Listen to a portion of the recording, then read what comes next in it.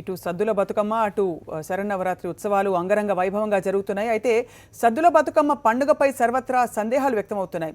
అష్టమి రోజున సద్దుల బతుకమ్మ జరుపుకోవడం ఆనవాయితీ కాగా ఈసారి 2 రోజుల అష్టమి ఉండడంతో ఏ రోజు సద్దుల బతుకమ్మ జరుపుకోవాలనే సందేహాలు కలుగుతున్నాయి.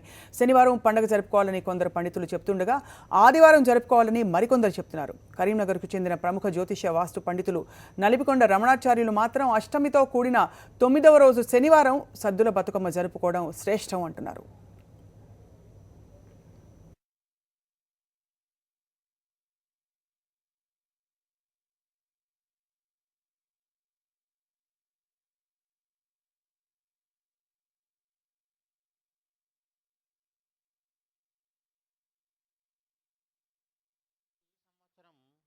ఈ తెలంగాణ ప్రాంత ప్రజలలో కొంచెం సంశయం ఏర్పడింది. ఆ సంశయం తొలగడానికి నిన్న రాష్ట్ర స్థాయి సమావేశాన్ని మేము ఏర్పాటు చేశాము.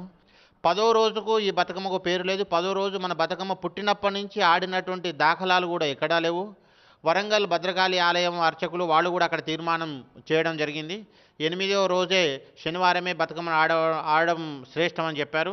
ఇక్కడ తెలంగాణ రాష్ట్ర ప్రాంతంలో కానీ కరీంనగర్ జిల్లా ప్రాంతంలో అందరూ కూడా మేమందరం కూడా పండితులు అందరం కూర్చొని జ్యోతిష్ శాస్త్ర ప్రకారంగా సాంప్రదాయ ప్రకారంగా ఏ విధంగా ఉంటే బాగుంటుంది, మనకు ఒక దిశానిర్దేశం చేయాలి కాబట్టి మనకు శనివారమే చాలా శ్రేష్టం అనేటువంటిది మనం నిర్ణయానికి చేయడం జరిగింది. కాబట్టి యావత్ తెలంగాణ భక్త జనావళికి అందరికీ కూడా తెలియజేయమనగా శనివారం రోజే మీరు సద్దుల బతుకమ్మ ఆడుకోవడం చాలా శ్రేష్టం.